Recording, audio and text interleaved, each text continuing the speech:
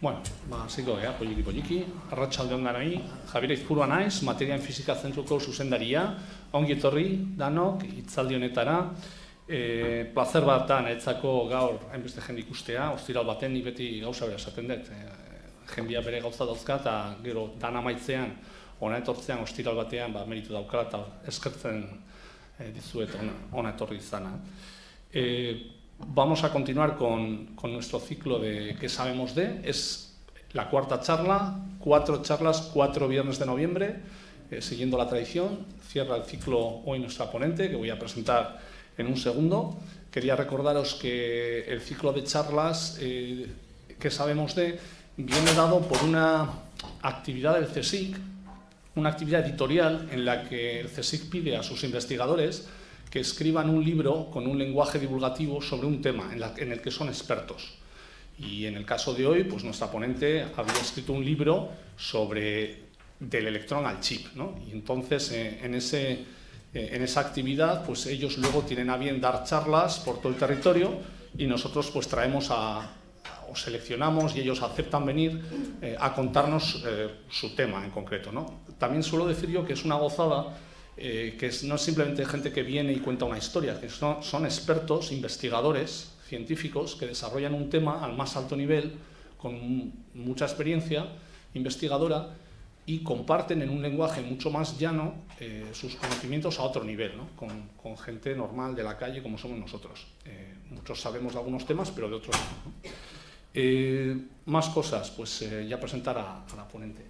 Es Gloria Huertas, que viene de la Universidad de Sevilla. Muchas gracias, Gloria, por haber venido, por aceptar la invitación.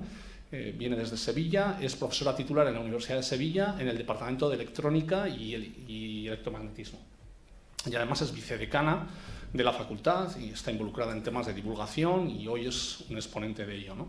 Además lleva asuntos de investigación en electrónica, diseño y testeo de circuitos integrados, microelectrónicos, analiza señales analógicas y mixtas. Bueno, hoy no explicarás lo que es eso demasiado, pero lo que quiero decir es que ella lleva una temática de investigación en microelectrónica y además de hacer las charlas estas en lenguaje más llano, ¿no? No voy a hacer spoilers de su charla, pero bueno, veo aquí que tienes bastante material. Me han dicho que vas a hacer una gamificación o algo así. Ahora nos contará lo que es. Y bueno, pues va a contar sus conocimientos o va a compartir en un lenguaje llano lo que es ir del electrón al chip. Y bueno, pues te agradezco mucho que hayas venido. Y bueno, yo creo que le podemos dar un aplauso de salida por haber venido.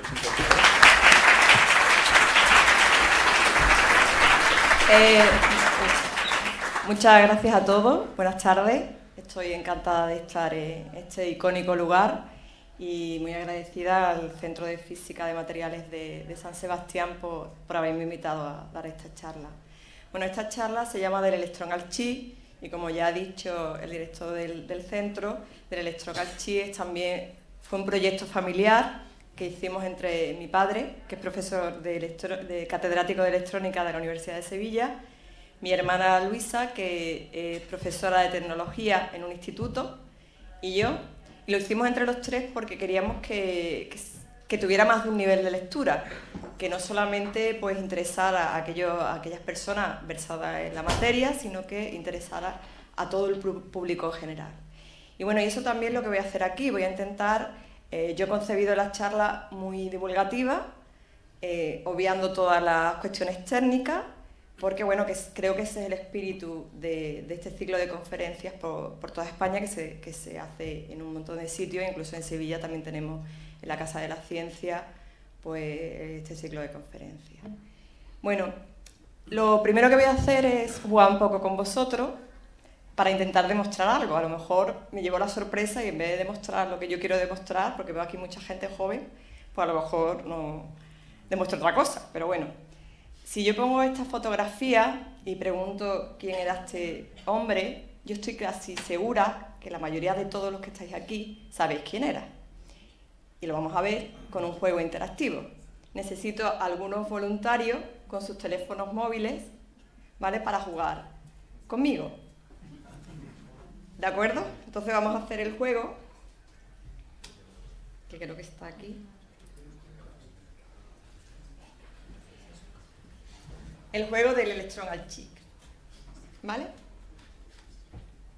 Bueno, para jugar tenéis que conectaros, ¿vale?, a una página web que se llama Kahoot, kahoot.it.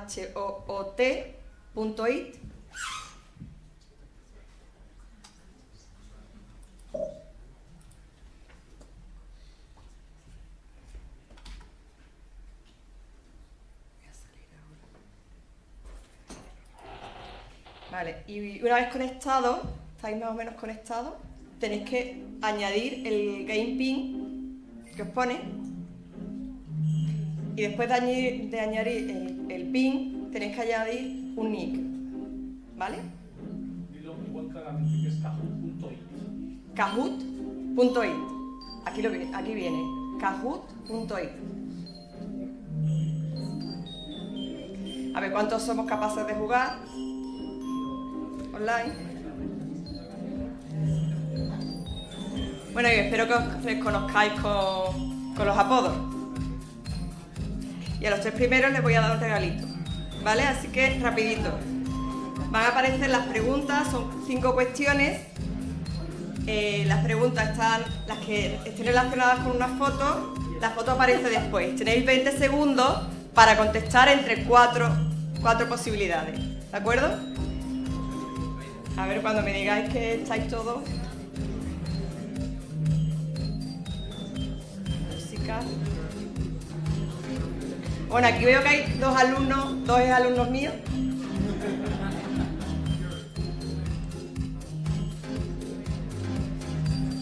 Pero yo no hacía estas cosas tan guay en la facultad. Hay 33 jugadores. ¿Más? ¿Alguien no...? ¿Ya? Deja 30 segundos, que está subiendo.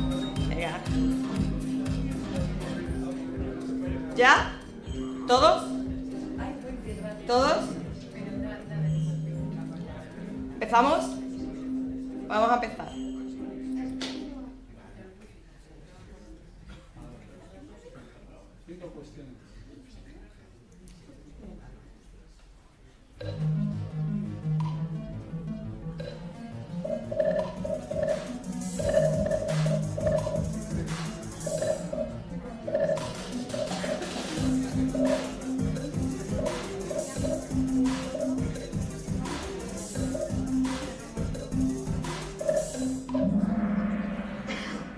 Bueno, ha habido 2 fallitos, pero casi todo el mundo ha contestado quién era, que era Albert Einstein, ¿vale? Como yo he dicho, yo he adelantado en las charlas que todo el mundo iba a contestar, o casi todo el mundo. Ha ganado Jesús, por ahora. Vale, y ahora, ¿cuántas personas en la sala creéis que habrían contestado bien a la pregunta? Bueno, realmente lo sabéis.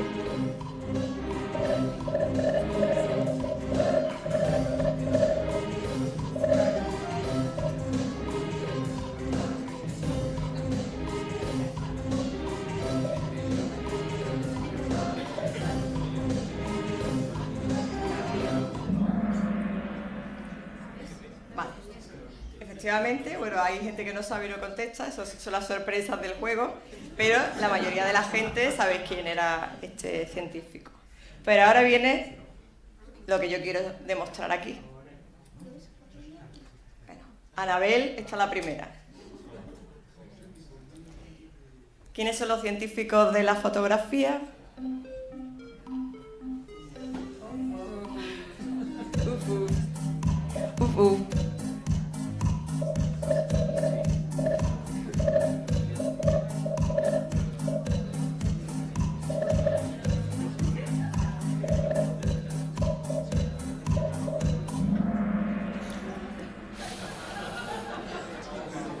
Bueno, mira, ha habido 9 que han contestado bien.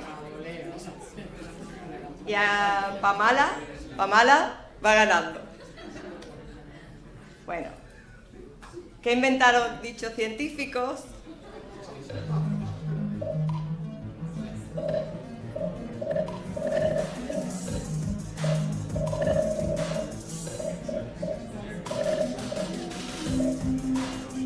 Ese es lo más.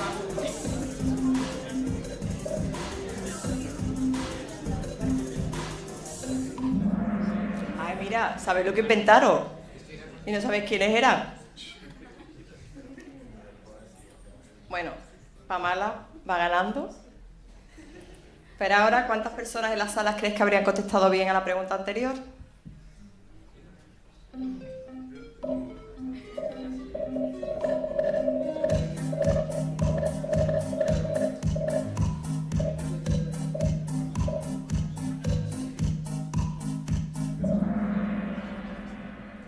Menos del 50%. Efectivamente, son pocos conocidos.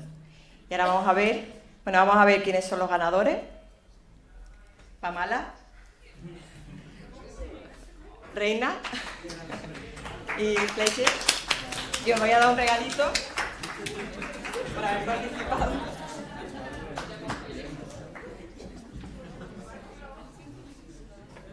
A los 3 del podio, los demás os habéis quedado... Toma esta para aquí. Son regalitos del Instituto de Microelectrónica y de la Facultad de Física. El Instituto de Microelectrónica porque yo... Y él ha sido mi alumno, yo creo que por eso también. Sí. Yo no le he chivado nada, no sabía ni que venía. Bueno, dejando este juego, lo que quería demostrar era que efectivamente todo el mundo sabe quién, o casi todo el mundo, conoce a este físico, que fue un físico alemán de principios del siglo XX, y bueno, casi todo el mundo sabe que ganó un premio Nobel. Quizás mucha gente piense que es por la teoría de la relatividad, pero sin embargo ganó el premio Nobel por su explicación teórica del efecto fotoeléctrico. Pero lo que nadie duda es que fue una mente muy brillante y sus trabajos pues, han repercutido en mejorar nuestra sociedad y en configurar la realidad que vemos. Sin embargo, si pongo estas otras fotografías, ahí están los 3 científicos de las fotos, que muy poca gente sabía quién era, y digo que os sugieren estas imágenes y cómo están relacionadas, pues seguramente, obviamente, el satélite, el teléfono móvil y el ordenador os sonará, pero el resto de las imágenes, y sobre todo estos tres científicos, pues no suenan de nada y no sabéis cómo están correlacionadas, y están muy correlacionadas. Y sin embargo, si pregunto a la sala que si alguien no tiene un teléfono móvil en su bolsillo y alguien me contestara que no, pues lo daríamos como un bicho raro. Diríamos, una persona en pleno siglo XXI sin teléfono móvil en España. Entonces, estas 3 personas, estos 3 científicos, pues también fueron físicos del siglo pasado, ganaron también un premio Nobel y además fueron los que inventaron uno de los inventos más importantes de la historia de la humanidad. Y yo creo, desde mi punto de vista, soy electrónica, que voy a decir, que por supuesto fue el invento más importante del siglo pasado. Y sin embargo estos hombres ni se hicieron famosos, ni se hicieron ricos, ni nadie los conoce como a este. Y son los padres de ese invento y son los responsables indirectos de que ahora mismo tengáis todo el mundo en vuestro bolsillo un teléfono móvil y de toda esta realidad profundamente tecnológica y electrónica que nos rodea. Además, John Bardeen, uno de ellos, es la única persona que ha ganado 2 premios Nobel de Física. Y sin embargo, es que no se le conoce. Y tampoco se hicieron ricos. Después sus discípulos sí se hicieron ricos con el invento. Pero ellos no han pasado a la fama y no conocemos nada de ellos. Y desde mi punto de vista, pues es una injusticia. Y yo que me dedico a la electrónica, pues me parece un poco injusto que no conozcamos a estos 3 señores y a otras muchas más gente que son los responsables de que tengamos toda esa tecnología electrónica al alcance de nuestra mano. Bueno, entonces, además de ganar un premio Nobel, estos 3 hombres propiciaron una revolución social en la que estamos inmersos. Y el ejemplo del teléfono es concluyente. Por ejemplo, desde los primeros teléfonos portátiles hace más de 40 años Ahora mismo tenemos una herramienta muy potente con la que podemos hacer muchísimas cosas, no solo hablar por teléfono. Podemos conectarnos a internet, podemos escuchar música, podemos editar texto, podemos contestar el correo electrónico, etc. Con lo cual podemos hacer un sinfín de cosas y la responsabilidad de que podamos hacer todas estas cosas la tienen estos tres hombres y otras mucha gente que participaron en esa revolución social. Bueno, ¿qué es lo que ha ocurrido? Pues la electrónica en poco más de 100 años ha evolucionado y ha trascendido de forma que ahora mismo es un fenómeno social y una seña de identidad de nuestro momento actual. Porque, ¿cómo lo ha hecho? Pues poniendo una enorme capacidad de comunicación y una enorme capacidad de cómputo en forma de terminales muy asequibles y muy fáciles de utilizar. Y bueno, nos lo podemos tomar con mucho humor, pero efectivamente, si el Titanic se hubiera hundido en 100 años después, pues quizás, seguramente, llevaría los equipos más sofisticados de comunicación y pues podríamos haber visto la tragedia en directo. ¿De acuerdo? Bueno, efectivamente tenemos un microuniverso electrónico en la palma de nuestra mano, un teléfono móvil. Es un microuniverso electrónico. Y esto fue predicho ya a principios del siglo XX por un científico que tampoco, bueno, en los últimos años se le ha dado valor y se le ha reconocido, pero estuvo mucho tiempo en el olvido y murió prácticamente en la indigencia. Y ese científico fue Nikola Tesla, que en un artículo visionario pues predijo la existencia del teléfono móvil unos años después, ¿vale? Habló de un instrumento barato, no más grande que un reloj, bueno, un poquito más grande que un reloj pero bueno, no más grande que un reloj, que permitirá a su portador escuchar en cualquier lugar, en mar o tierra, la música o la canción, la voz de un líder político, la dirección de un eminente hombre de ciencia o el sermón de un clérigo elocuente. Estaba describiendo perfectamente lo que hace ahora mismo un teléfono móvil. Y la historia de por qué esta predicción se hizo realidad no es más que la historia del electrón al chip, el camino que yo voy a intentar recorrer en esta charla. Efectivamente, la electrónica está omnipresente en nuestra vida diaria, en una diversidad de aparatos electrónicos y aplicaciones, teléfono, ordenador, GPS, tablets, sobre los que descansan pues, muchísimas herramientas y aplicaciones informáticas, Twitter, Facebook, WhatsApp, Instagram, etc.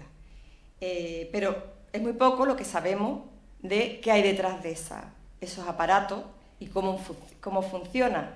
Y sobre todo no sabemos cómo ha sido el camino que nos ha llevado a todo este mundo tecnológico que nos rodea.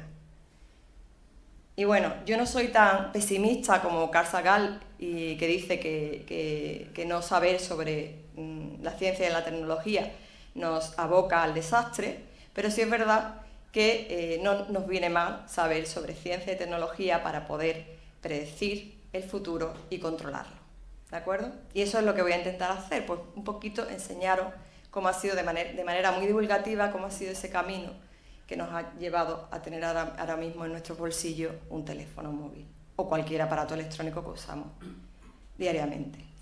Bueno, la electrónica depende en gran medida de los procesos de conducción eléctrica de una partícula que nos parece muy familiar. ¿Quién no ha oído hablar del electrón? Aunque no sepamos exactamente qué es, porque mucha gente habla del electrón, sabe, pero dice, ¿qué será? Pues obviamente en el electrón está el origen y la razón de la electrónica y es la base de todos los equipos y sistemas electrónicos informáticos que usamos hoy en día, todos esos aparatos de los que hacemos uso diariamente. Pero no sabemos cuál es el nexo, el hilo conductor entre una cosa y otra. Como mucho, ¿vale? El electrón no es nada visible para nosotros. Lo único que podemos ver es esos aparatos electrónicos y, como mucho, los chips. Otro término que también nos resulta familiar y que hemos introducido en nuestra terminología y que todo el mundo usa, aunque no sepa muy bien en qué consiste. ¿De acuerdo? Entonces, lo que voy a intentar es pues ver cómo están conectados estos dos conceptos clave, el electrón y el chip, y establecer también un hilo conductor para ver cómo ha sido el camino histórico, científico y tecnológico que nos ha llevado a este mundo tan profundamente tecnológico que nos rodea. Bueno, ha habido dos procesos que siempre han estado en el núcleo de la evolución humana, la comunicación y el cómputo. Y además esto es una vieja historia. Desde que el hombre es hombre, siempre ha intentado mejorar su capacidad de calcular y su capacidad de comunicar. Pero vamos a ver cómo una serie de datos muy rápidamente, y vamos a ver cómo esos datos nos dicen que la electrónica ha hecho que la comunicación y el cómputo evolucionen en los últimos 100 años de manera vertiginosa. Bueno, si miramos los datos sobre la evolución de la comunicación humana, pues la asimilación del descubrimiento e introducción del alfabeto nos llevó más de 5 milenios. Mientras que también el paso de la idea del libro impreso a la reproducción usando la técnica de Gutenberg requirió otros 7 siglos más. El desarrollo del telégrafo, la telefonía y la radio tuvo lugar 4 siglos después. O sea, ahí ha pasado muchísimos años, milenios, siglos. Sin embargo, desde el desarrollo del telégrafo, la telefonía y la radio, la transición al uso de impresoras conectadas a un ordenador solo se ha hecho en 100 años. Y es más, la popularización de las impresoras personales solo hemos necesitado 50 años. Y es más, la universalización de las comunicaciones interpersonales, las redes sociales, se ha dado en menos de una década. Efectivamente, la electrónica en estos últimos 100 años ha hecho que la comunicación humana se acelere enormemente. Y lo mismo ocurre con la evolución de nuestra capacidad de calcular. Si observamos esta evolución, el ritmo de cambio de las máquinas de calcular también fue muy lento. Tuvieron que transcurrir 5 milenios para pasar del abaco manual a unos primeros sistemas más o menos automáticos. Pero a partir de la aparición en 1946 del primer ordenador completamente electrónico, la velocidad a la que se ha incrementado nuestra capacidad nuestra potencia de realizar operaciones, y no solo las más sencillas, ha sido exponencial. Y en apenas 60 años hemos aumentado en muchos órdenes de magnitud nuestra capacidad operativa. Por ejemplo, si me fijo en el ENIAC, que es el primer ordenador electrónico de propósito general, hecho con unos dispositivos que ahora veremos cuáles son, era un mamotreto, ocupaba una casa completa y pesaba 27 toneladas y era capaz de hacer solamente 5.000 y pico operaciones por segundo. Sin embargo, mi portátil actual, que es un Intel Core i7, pesa menos de 2 kilos y es capaz de hacer gigaoperaciones por segundo. Y eso ha ocurrido en 70 años, en no más. Y sin embargo, hubo de pasar milenios para que se pudiera hacer algo más o menos automático. Entonces, efectivamente, el hombre ha seguido un largo camino tecnológico que se ha acelerado enormemente gracias a la electrónica, y además el cómputo y la comunicación, esos dos motores de la electrónica, se han fundido. Nos lo podemos tomar con mucho humor, pero lo que está claro que simplemente nuestro hogar es un ejemplo de uso masivo de aparatos y de cómputo y comunicación. Y además de un concepto que ahora mismo es lo que predomina en la electrónica, que es la ubicuidad. Es decir, podemos compartir cualquier contenido en cualquier lugar, con cualquier dispositivo y en cualquier momento. Y además, con la convergencia de que todos los dispositivos de cómputo comunican y todos los dispositivos de comunicación computan. ¿Y cómo ha sido posible que esto ocurra? Pues con estas 4 ideas que voy a intentar desarrollar aquí. Bueno, lo primero que voy a hablar de estos 4 puntos, los fundamentos previos, los fundamentos iniciales de los primeros dispositivos electrónicos, lo que yo considero el principio de la electrónica, el efecto termoiónico. Después el cambio radical que se produce en 1947, cuando se desarrolla o cuando se inventa el primer dispositivo de estado sólido, el transistor. Después la generalización que permite el desarrollo de los circuitos integrados, de los chips.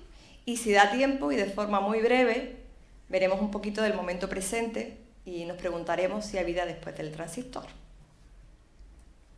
Entonces, la historia o el camino del electrón al chip no es más que la historia de la electrónica, una historia relativamente corta, en apenas 100 años. La electrónica ha evolucionado, ya lo hemos dicho, desde sus comienzos, relacionados exclusivamente con el telégrafo, el teléfono y la radio, los primeros sistemas de comunicación a distancia, hasta convertirse en la disciplina actual, al servicio de todo lo que suponga hacer accesible al conocimiento a más y más gente, al más bajo coste, en cantidades exponencialmente mayores y cada vez a mayor rapidez. Bueno, vamos a ver qué significa todas estas cosas. Voy a intentar explicarlo. Bueno, de manera muy breve, sin meterme en detalle, a lo largo del siglo XIX se desarrollan los primeros sistemas de comunicaciones, la telegrafía y la telefonía, y sin embargo, lo que se conocía antes del siglo XIX del concepto electromagnético era muy pobre, era muy rudimentario. Hacia mediados del siglo XVIII se despertó un poco la curiosidad científica por la materia, con algunos hitos prácticos, pero no fue hasta el siglo XIX que se proliferaron trabajos que intentaban explicar fenómenos eléctricos y magnéticos. Y todos estos trabajos culminaron con la teoría unificada del electromagnetismo, tan brillantemente formulada por Maxwell en 1861. Bueno, pero todos estos desarrollos teóricos que explicaban los conceptos eléctricos y magnéticos iban en paralelo o incluso a remolque de sus aplicaciones prácticas. En el ámbito de las comunicaciones, como hemos dicho, en la telefonía y en la telegrafía, pero también en otro concepto, en otro elemento clave, que fue la iluminación eléctrica. ¿De acuerdo? La iluminación eléctrica, Edison, Tesla, Westinghouse, una serie de científicos a lo largo del siglo XIX cambiaron la visión que teníamos de la electricidad como una mera curiosidad de laboratorio o una atracción de feria y la consideraron como un elemento clave de las sociedades modernas. Bueno, a mí me gustaría distinguir o destacar el papel de Edison, porque estoy mirando cuál es el principio de esa electrónica, con su filamento de carbono y su bombilla. La idea que tuvo, que se basaba en otros conocimientos de, por ejemplo, Volta, de años anteriores, era llevar a nivel de incandescencia un filamento, ¿vale?, metálico, y ese filamento tenía que estar en un tubo de vidrio en el que previamente se había hecho el vacío. Y él patentó el filamento de carbono porque el carbono era capaz de estar durante horas y horas en incandescencia, ¿de acuerdo? Pero antes de eso, y Edison lo que quería era, tenía la ambición, él solo básicamente le movía cuestiones económicas, de llevar un método alternativo a la iluminación por gas y otros procedimientos a todas las casas. Y lo consiguió con la bombilla. Bueno, durante el siglo XX también se desarrolló, durante el siglo XIX, al final del siglo XIX, se desarrolló también los primeros sistemas de comunicaciones a distancias inalámbricos, la radio. Marconi llevó a cabo varias experiencias que terminaron probando la viabilidad de la radiocomunicación, es decir, de comunicar la voz, de llevar la voz por el aire. En aquel momento se le llamaba el éter, ¿no? Pero estos tres inventos del siglo XIX presentaban una serie de problemas prácticos comunes que tenían difícil solución. tanto aquellos que estaban basados en el uso de cables, la telegrafía y la telefonía, como la naciente comunicación inalámbrica. Y esos problemas eran que las señales se atenuaban a medida que las distancias se hacían más largas, aparecían pitidos y zumbidos, es decir, se distorsionaban, y eso todo impedía que se discerniera. ¿Y qué es lo que ocurría? Que esto pues limitaba el uso a gran escala de estos inventos que estaban surgiendo. También, además de la distorsión y las pérdidas, aparecían ruidos inherentes porque los medios de transmisión y recepción eran muy rudimentarios y venían acompañados de ese ruido. Entonces se puso de manifiesto una necesidad, o dos necesidades. Procedimientos que permitieran amplificar las señales eléctricas con baja distorsión y con poco ruido, y dispositivos o procedimientos que permitieran codificar la información y, por tanto, simplificar su procesamiento, su transmisión y su recepción. Es decir, dispositivos que permitieran conseguir dos estados eléctricos estables y bien diferenciados.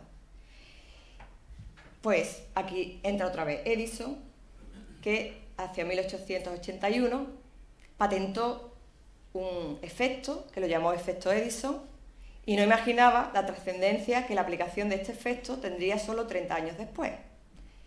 Ese efecto ahora se le conoce como efecto termoiónico, y él lo que hizo, que estaba experimentando con el ennegrecimiento de los tubos del filamento de carbono, y se dio cuenta que si ponía una placa metálica positiva, había algo, una nube de algo, que la describía así, que iba del filamento caliente a la placa metálica. Lo que no sabía explicar era qué era ese algo. Y también descubrió que si la placa estaba cargada negativamente, no ocurría nada. Y ese algo era el electrón. ¿Vale?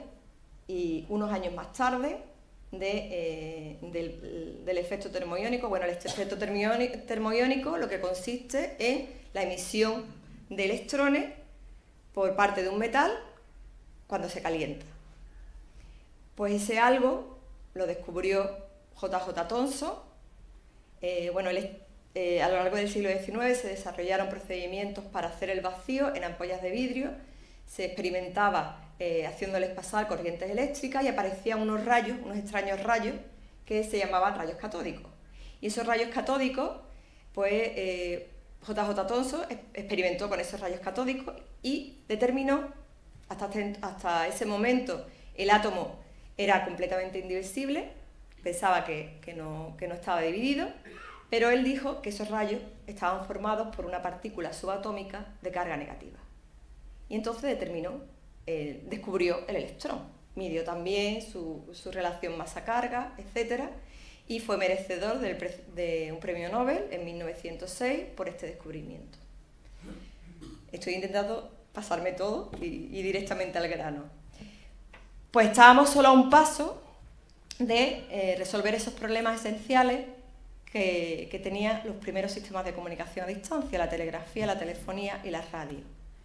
Necesitábamos, hemos dicho, un dispositivo que amplificara y un dispositivo que conmutara entre dos estados binarios. Pues en 1904 se inventó el diodo de vacío, que es el primer dispositivo electrónico. Pero el diodo de vacío solamente permitía el flujo unidireccional de corriente y por tanto no era un amplificador, es lo que se conoce en la terminología de electrónica como un rectificador. Pero afortunadamente, 3 años más tarde, otro científico, Lee de Forest, ya sí inventó el primer dispositivo electrónico, que son los tubos de vacío o las válvulas termoiónicas. Y básicamente era una bombilla a la que le puso una rejilla. Y con esa rejilla era capaz de hacer esas dos cosas. Por un lado, podía amplificar una señal que pasara por esa rejilla,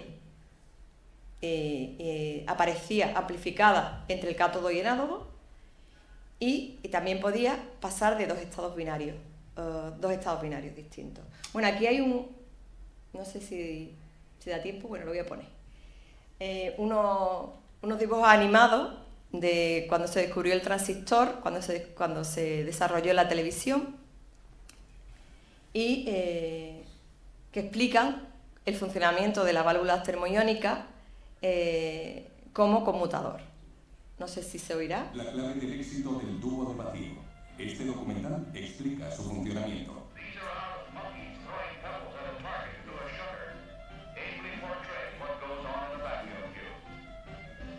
Los monos lanzan electrones. La cortinilla de en medio representa el cable. Bloquea eléctricamente el flujo de electrones o los deja pasar dependiendo de la carga, como un interruptor. Si el cable Bueno, efectivamente, con las válvulas de vacío se resolvían muchos de los problemas que habían aparecido, de atenuación, distorsión y pérdida y ruido, y se logró pues mejorar los sistemas de telefonía, de radio e incluso otros inventos, la radio, hoy la televisión, el radar, el cine, etc. Estamos ya a principios del siglo XX. Y además la válvula de vacío también permitió, pues hasta ahora solo hemos hablado de las comunicaciones como el primer motor de la electrónica, pero hay otro pilar de la electrónica, que es la comunicación, la computación, perdón. Y los computadores necesitan dos elementos clave, los conmutadores y las memorias. Y con las válvulas de vacío, el triodo también funcionaba como un conmutador. Y por tanto se empezaron a desarrollar los primeros computadores electromecánicos y después se pasaron a los electrónicos. Lo que está claro es que las válvulas de vacío se empezaron a incorporar en todos los aparatos electrónicos y se mejoraron mucho esos aparatos electrónicos. Pero llegamos a la Segunda Guerra Mundial.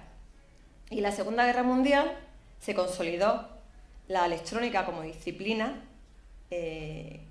imprescindible, científica y tecnológica, pero también la Segunda Guerra Mundial puso de manifiesto sus limitaciones y sus carencias. Y hay muchísimos ejemplos que podemos encontrar de estas limitaciones. El problema de los aparatos electrónicos con las válvulas de vacío es que ocupaba mucho tamaño, consumía una cantidad de energía, porque había que calentar un cátodo, eran muy frágiles, pesaban mucho y eran muy poco fiables. Y por ejemplo, una superfortaleza volante, el Boeing 29, muy importante en la Segunda Guerra Mundial, llevaba unas 100 válvulas, lo que significaba un consumo de aproximadamente 10 kilovatios hora y una carga extra debido a la electrónica embarcada de una tonelada. Es decir, y lo que hacía era simplemente cálculos balísticos con ajustes de temperatura y humedad. Y ya pesaba una tonelada. Imaginaros si tenemos que meter en un avión un ordenador. ¿Vale? Bueno, además la tasa de fallo venía a ser de 1 hora, lo que implicaba varios fallos en cada misión, y estaba claro que si queríamos incluso mejorar esas figuras de mérito, todo esto pues se empeoraba. Y bueno, y también hubo muchos problemas para seguir el ritmo a la electrónica, había muchas expectativas, con lo que mucha demanda y muchas expectativas con las que habían generado la electrónica, pero muchas limitaciones. Por ejemplo, la AT&T, la empresa de telefonía y telefónica americana que ostentaba el monopolio de las comunicaciones a distancia en Norteamérica, que después tendrá un papel fundamental en el desarrollo del transistor, tuvo problemas para seguir el ritmo. Recibió una avalancha de demandas de servicio telefónico después de la Segunda Guerra Mundial y bromeaba en la compañía que si la tendencia continuaba, la mitad de las mujeres de Norteamérica serían telefonistas. Entonces, esto era inconcebible.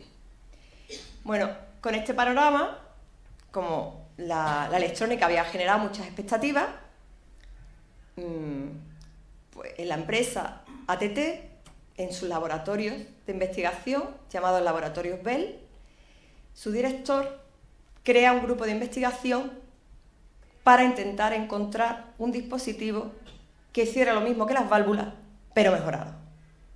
Y para solucionar los problemas que la válvula de tamaño, peso y consumo de energía que presentaban las válvulas. Bueno, antes de este grupo de investigación, ¿vale?, en el que se encontraban los tres científicos con los que hemos hecho el juego inicialmente, Shockley, Bardeen y Brattain, pues vamos a ver algunas cosas del ENIAC. El ENIAC, como he dicho, es el primer ordenador electrónico que con él se demostró las limitaciones de la electrónica basada en los tubos de vacío, porque, como he dicho, pesaba 27 toneladas, ocupaba 450 metros cúbicos y consumía lo de 40 casas actuales. Pero yo me he detenido en el ENIAC por otra cosa muy distinta. Los ingenieros que desarrollaron la máquina fueron los que se llevaron la fama, pero hubo 6 mujeres que aparecían en todas las fotos de la época, que la veis ahí, y que todo el mundo creía que eran las modelos, que eran unos modelos que ponían ahí y que solamente lo que hacían era cambiar las válvulas. Pues no, estas mujeres fueron las que programaban la máquina. Y durante mucho tiempo en la historia se silenció su trabajo. Y ellas fueron las mujeres que sentaron la base para que la programación fuera sencilla y asequible para todos, crearon el primer set de rutinas y, por tanto, yo considero que fueron de las primeras informáticas de la historia. Bueno, entonces, la Segunda Guerra Mundial demostró que las válvulas no eran adecuadas por sus problemas con tamaño, peso, consumo energético, y entonces urgía encontrar una solución, un dispositivo que hiciese lo mismo pero con mejores prestaciones. Y entonces aparece el transistor.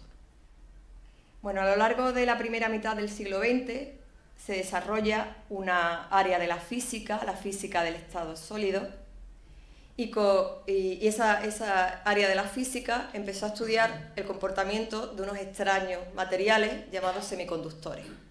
Estos materiales de manera intrínseca eran muy malos conductores de la corriente eléctrica, pero si se le inyectaba, si se le impurificaba, si se le introducía materiales de otros elementos, podíamos controlar su corriente eléctrica y podíamos hacer que condujera muy bien la corriente eléctrica o no fluyera ninguna corriente eléctrica.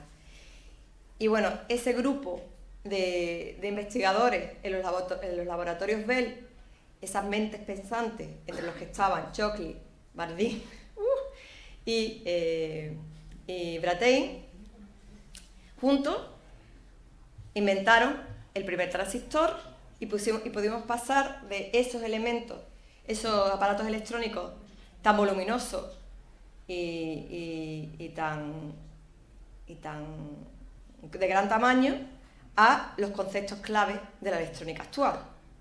Principalmente la miniaturización, la producción masiva, la portabilidad y los precios asequibles. Y bueno, desde este dispositivo, que se basaba ya en los procesos de conducción de corriente eléctrica en sólido, ya no en el vacío, como las válvulas, pues pudimos pasar a otros mecanismos de conducción y otros dispositivos electrónicos que redujeron las figuras de gasto energético y de tamaño. Y bueno, como me han dicho que ya queda poquito... No. Tienes otros 10 minutillos, 12, 15. Una vez que he quitado el transistor, todo el desarrollo, el objetivo de desarrollo fue puramente tecnológico, ¿vale? Se pasó de producir un gran número de transistores, se desarrollaron procesos para producir un gran número de transistores simultáneamente, con rendimientos mayores y mejores, y se pasó de fabricar miles a fabricar millones de dispositivos. El silicio fue ganando cuota de mercado al germanio y se abrió la puerta de lo que sería el gran avance de la década de los 50, el circuito integrado. Efectivamente, al final de los años 50 apareció el concepto de circuito integrado, que no es más que hacer circuitos electrónicos compactos en una oblea de semiconductor, ¿vale? con distintos procesos de fabricación, pero ese es el procedimiento. El circuito integrado fue desarrollado por dos científicos y en verano de 1958 ya teníamos un circuito con dispositivos conectados con cables a mano y en enero de 1959 ya teníamos el primer circuito integrado monolítico. Pero después del circuito integrado se desarrolla otro tipo de transistor, el transistor MOS, y esto permitió reducir las dimensiones aún más, reducir la potencia disipada y realizar chips mucho más complejos. Y permitió el desarrollo del primer microprocesador. El microprocesador no es más que el cerebro de un ordenador o de un aparato electrónico totalmente integrado, totalmente compacto. Y lo que a mí me interesa es que en 1971 se diseña la primera familia de microprocesadores y desde entonces hasta ahora, ¿vale? Yo voy ya súper ligera, pero quiero llegar por lo menos a mi conclusión. Desde entonces hasta ahora, pues los dispositivos, los chips, los circuitos integrados, ya albergan miles y millones de transistores. Esa ha sido la evolución de la electrónica. El conseguir meter más transistores, más dispositivos en un chip. Es decir, más funcionalidad en un chip. De hecho, actualmente ya tenemos 30.000 millones de transistores en un chip del tamaño de una uña. Y eso es lo que permite que los aparatos electrónicos actuales sean rápidos y sean muy potentes. Y efectivamente, si analizamos la evolución del tamaño de dispositivo básico, las primeras válvulas, el tamaño de las primeras válvulas era mayores que un penique americano y sin embargo ahora estamos con tamaños de transistores, bueno, en la última generación de teléfonos tenemos transistores de unos 14 nanómetros. Si consideramos que el tamaño medio de un átomo es 0,35 nanómetros, pues estamos fabricando transistores de tamaño de 20 o 30 átomos. Estamos ya en escala atómica y estamos ya en un nudo tecnológico. Estamos ya, por eso la pregunta que yo me hacía es si hay vida después del transistor, porque no sabemos, los electrónicos no sabemos si efectivamente estamos ya en un límite tecnológico. Bueno, esta evolución se ha debido a varios factores: la educación de los transistores MOS para proporcionar cada vez mayor velocidad y menos consumo energético, y el uso de un proceso de fabricación similar pero inverso al usado para ampliar fotografías, la fotolitografía, que es el proceso fundamental en la fabricación de los circuitos integrados. Y bueno, a partir de los años 70, con el primer microprocesador, y durante los últimos 48 años, hemos asistido a una vertiginosa evolución de las tecnologías de integración y fabricación, con altísima complejidad de equipos y técnicas de manipulación del silicio, que han permitido a la electrónica madurar y especializarse en disciplinas muy diversas. Bueno, hay una ley que desarrolló uno de los fundadores que formuló uno de los fundadores de Intel, una empresa que es importantísima en el ámbito de la microelectrónica, y que predijo que el número de transistores por chip se iba a duplicar cada 18 o 24 meses. Eso fue en el año 1965 y paradójicamente esta evolución se ha seguido cumpliendo hasta nuestros días y ha marcado cómo ha sido el crecimiento de la complejidad de los chips y la miniaturización del tamaño del transistor, del dispositivo básico. Y a partir de ahí, lo que quería deciros es una serie de curiosidades.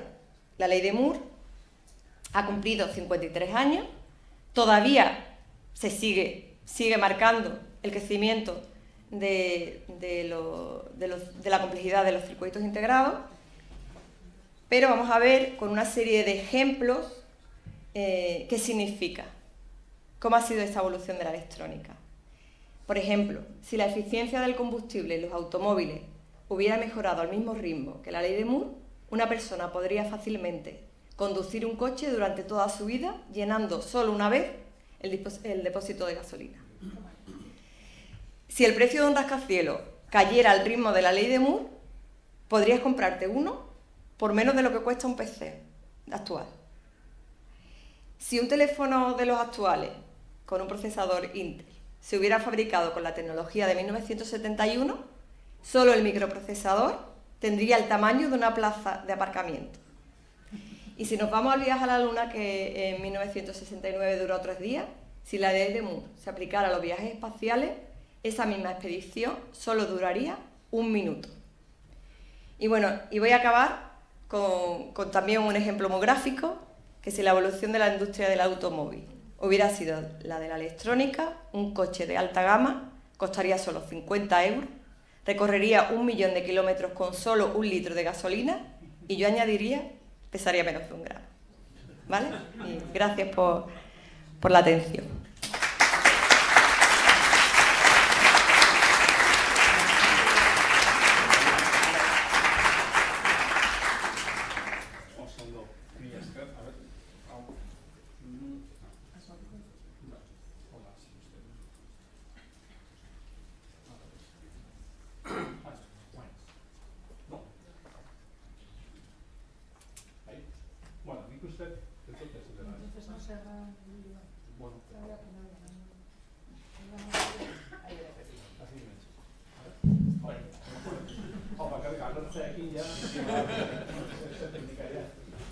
Bueno, pues muchas gracias. Estamos en historia de la electrónica, ahora sabemos pues, cómo hemos llegado hasta aquí, ¿no? ¿Hay preguntas? ¿Alguien que ya lo ve ahí? Venga. Sí, muchas gracias por la historia. Creo que al principio dijiste que también ibas a darnos una visión del futuro. Bueno, del futuro no, del momento presente. Del momento presente, porque yo del futuro, bueno, es que hay muchísima controversia. Os voy a poner una transparencia de lo que yo considero que es el momento presente. Pero no voy a dar ninguna solución, porque es que no existe esa solución. Yo creo que ahora mismo hay como hay una lucha entre 3 patas, que son las industrias establecidas, que son conservadoras, que mueren miles de millones de euros y que no quieren grandes cambios, ni solo quieren los cambios a nivel de producto, cambiar mi móvil de uno a otro. Después están los científicos, que buscamos nuevos paradigmas, nuevos materiales, nuevos dispositivos, nuevas técnicas, pero no tenemos en cuenta esas consideraciones económicas. Lo que queremos es mejorar lo que existe. Y después están las industrias innovadoras, que están naciendo para romper los mercados, que quieren usar otros paradigmas, otros dispositivos, otros materiales y otras técnicas, y les mueve también, obviamente, la cuestión económica. Y no hay ningún ganador claro, no, ahora mismo no se ve ningún ganador claro. Sabemos que hay un nodo tecnológico, que son los 10 nanómetros. Bueno, ya hay empresas, Sealing, que ya tienen fabricados dispositivos de 7 nanómetros, pero no tiene una tecnología madura, está solo en fase experimental, con lo cual, pues, puede que sí, que lo consiga, pero hay muchísimos problemas técnicos relacionados, por ejemplo, con la litografía a estas dimensiones, con lo cual, pues, ahora mismo es un momento de incertidumbre para la electrónica, para los que nos dedicamos al diseño microelectrónico. Yo tampoco me dedico al diseño microelectrónico, pero bueno, para los que se dedican. ¿Qué estás trabajando ahora mismo? No, yo me dedico a la instrumentación para aplicaciones biomédicas. En mi instituto sí se hace mucho diseño, pero efectivamente un instituto de investigación no puede competir con las grandes empresas, en mi opinión. Y bueno, hay gente que sí hace desarrollo en mi instituto para la ESA, para la NASA, porque claro, son gente que tiene mucho conocimiento de integración de distintos sistemas electrónicos y diseños para ello. Pero los que nos dedicamos a la investigación en microelectrónica, lo que hemos hecho en mi instituto, muchos de nosotros, es pues, dedicarnos a una aplicación concreta. En mi caso, a la biomédica, para solucionar problemas multidisciplinar. Porque la microelectrónica ya, como ciencia, está dando muchos problemas. Dedicarte a ella como ciencia, porque hay muchas empresas que están investigando por su cuenta. Entonces, en un instituto público dedicarse a la microelectrónica es difícil. Que te den dinero para desarrollar pues, nuevas técnicas de diseño y todo eso es difícil. ¿Sí? ¿Otra curiosidad? Quisiera compartir con usted y con el público una experiencia mía. Yo me gradué en el 63 de Ingeniería de la Universidad de Illinois y fui un ingeniero estructural que diseñé muchos edificios multipisos. En esa década del 60, con una libreta, un lápiz y un slide rule, yo diseñé edificios multipisos, de más de 20 pisos. Sí. Y viví todos esos cambios maravillosos de la tecnología, de las computadoras, y cuando me retiré en el 2007, utilizaba todo lo que había y los programas de análisis que permitían pues unos análisis más precisos y más rápidos.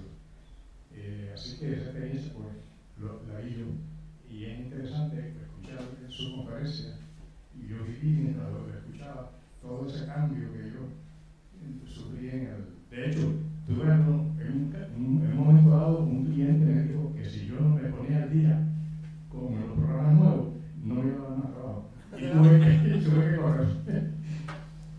Sí, bueno, la electrónica depende de la edad que tengamos, la hemos vivido de una forma u otra. Porque mi hija el otro día me decía que ella era una niña del siglo XXI y que ella, pues, ella maneja todos los aparatos electrónicos mucho mejor que yo, tiene 9 años y mucho mejor que yo. Ella, por supuesto, no puede entender que otro mundo que no sea el que estamos viviendo.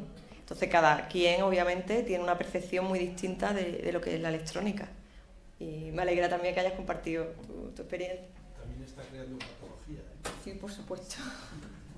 Pero yo no he querido aquí entrar en esos detalles porque bueno, yo no quiero ver... Bueno, no quiero, me dedico a esto, pero entiendo que yo le digo a mis alumnos que cualquier tecnología, no solo la electrónica, per se no es ni buena ni mala, pero tampoco neutral. Depende del uso o el mal uso que hagamos de ella. Y por supuesto la electrónica podemos hacer un mal uso total, pero también efectivamente pues hemos podido desarrollar la comunicación y el cómputo a niveles insospechados hace 100 años. Yo soy otorrino y la evolución del audífono ha sido brutal, claro. Pero cada uno en su ámbito ha sufrido un poco así. Sí, que además la electrónica está en todos los ámbitos y nos ayuda en todos los ámbitos.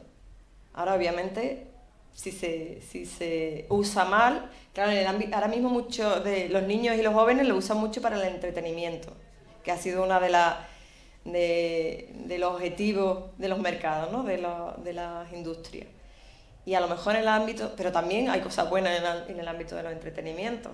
Por ejemplo, yo he gamificado mi presentación para jugar un poco con vosotros, para hacerlo más interactivo. ¿Eso es positivo o no? No lo sé. Sí. El debate sobre ya no la ética, sino un poco la educación, ¿no? de la tecnología, ¿no? La energía nuclear no es ni buena ni mala, ¿no? El uso que se haga de ella será bueno o malo, la genética, y claro, si uno llega a casa y sus 2 hijos y su pareja le dicen hola justo y sigue, pues claro, eso ya es un tema de educación, ética y muchas más implicaciones, pero en sí la electrónica y el interesado comunicado.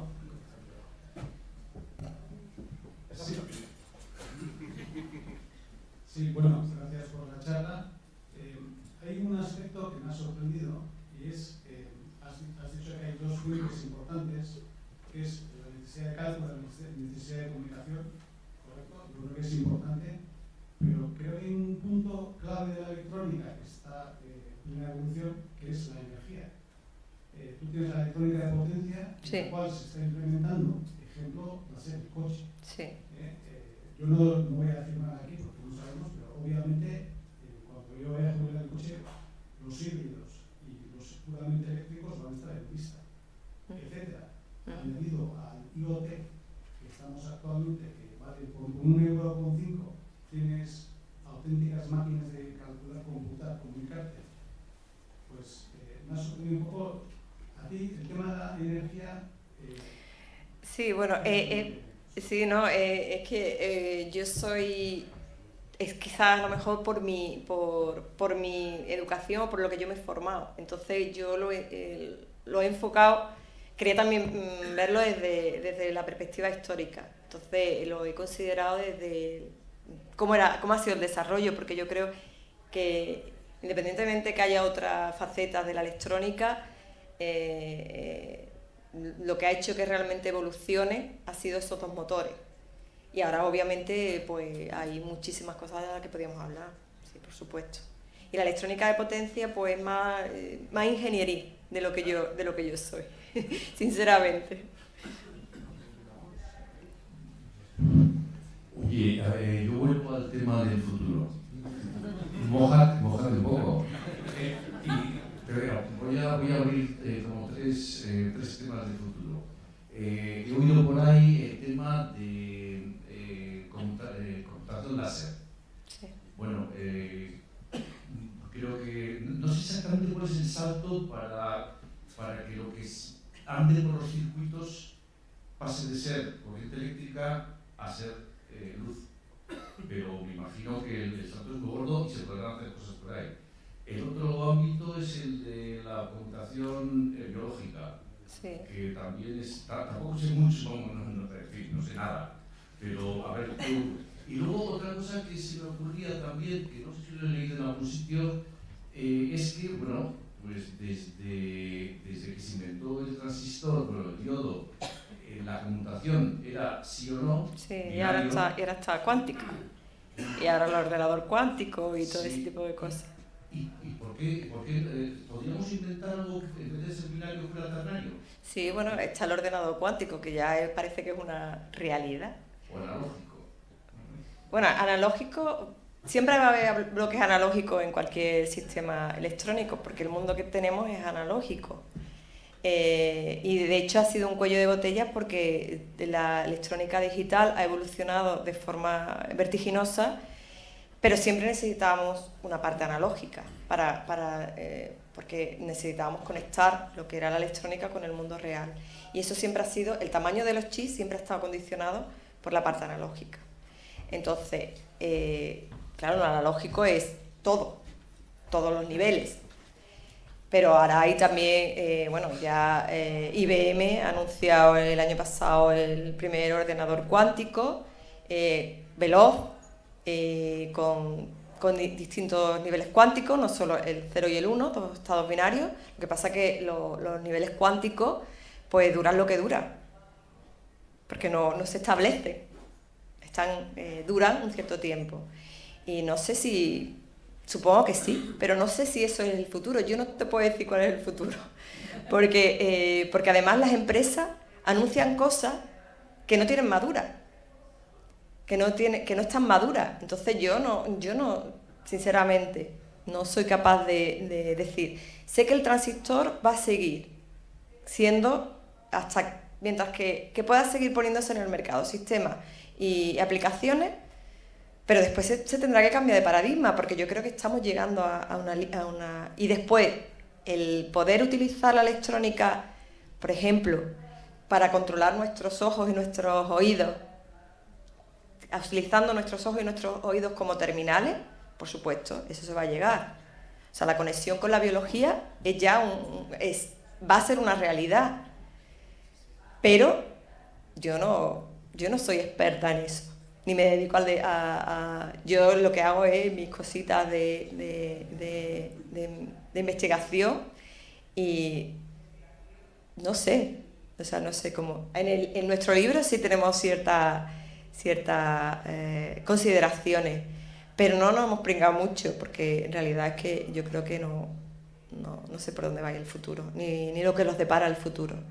Sé que hay muchas cosas y muchos paradigmas abiertos, pero no sé si va a haber qué es lo que vamos a llegar. Yo no soy como Tesla, que predijo el teléfono móvil. No soy capaz de hacerlo, porque a lo mejor nunca voy a llegar a ser como Tesla. Quiero decir que no lo sé. Glorias de Sevilla, no de Galicia, Pero bueno, es que lo de mojarse, claro, ahora lo que creo que has explicado muy bien es ese cuello de botella, ¿no? Que necesitan un transistor que de la válvula va a lo más pequeño y al final han llegado a los 10-20 átomos y menos de 10 o 20 átomos. Pues No, es que presenta muchísimas limitaciones para fabricarlo, efectos cuánticos, ya la física clásica no predice los comportamientos, hay que irse a otros modelos, hay muchas cosas abiertas ahí, hay muchos problemas abiertos. Según lo que he entendido yo, la ley del Moore es que el doblar la velocidad y la capacidad cada año y medio, eso no va a ser posible, aparte de... Lo que pasa es que se piensa eso desde hace muchos años.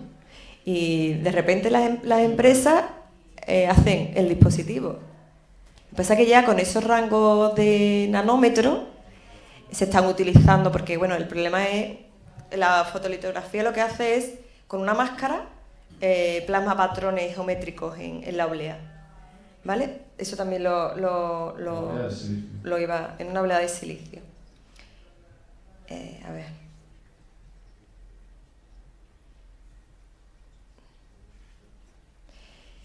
Bueno, para la precisión que se requería para transistores en una tecnología de 70 nanómetros equivalían a la necesaria para dibujar una moneda de 10 céntimos situada sobre la superficie terrestre desde la distancia a la que vuela un transbordador espacial.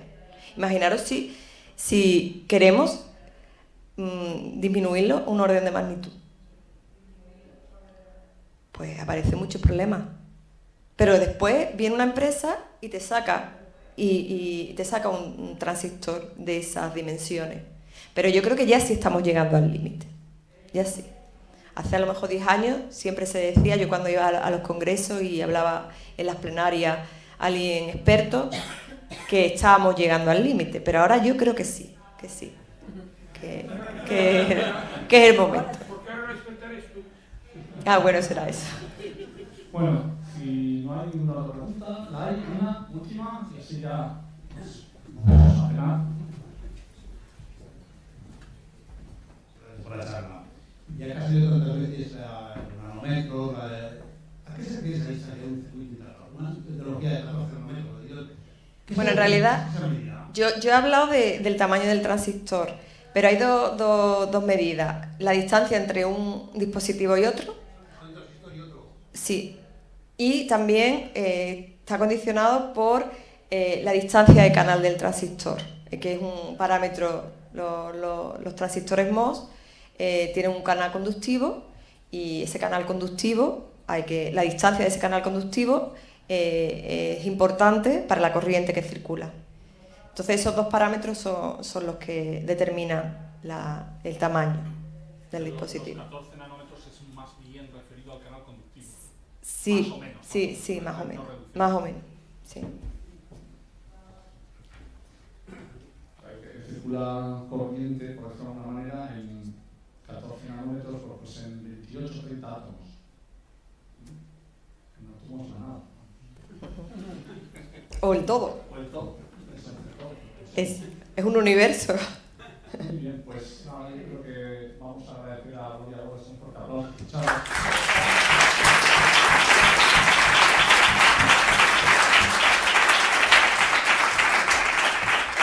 Y quería recordaros a todos que acabamos el ciclo que sabemos entender por este año, hasta el año que viene seguramente, noviembre, 4 viernes, que tenéis todas las charlas online, Centro de Física Materiales, CFM, y están en YouTube, las podéis bajar, volver a ver, enseñárselas a alguien.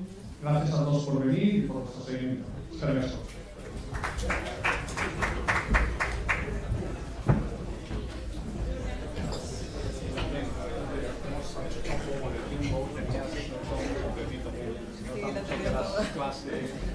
Lo tenía todo helado y de repente, pero bueno.